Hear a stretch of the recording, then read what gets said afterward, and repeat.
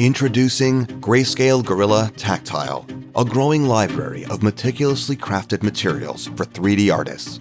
Tactile is unlike any other material library you've ever seen. It's a perfect blend of master artistry and cutting-edge imaging technology. Our team of artists has scoured the globe, bringing together thematic, visually cohesive material collections captured with a fidelity and level of detail rarely seen in the world of 3D design. The Tactile Capture Process incorporates standard PBR material channels like diffuse, normal, and roughness.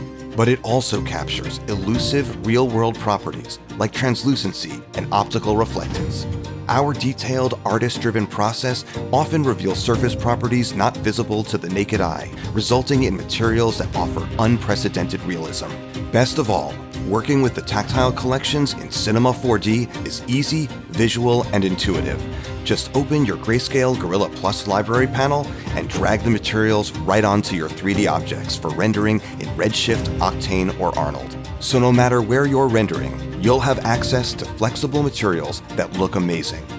Greyscalegorilla Tactile. Materials so real, you can practically feel them. Exclusively available in Greyscalegorilla Plus.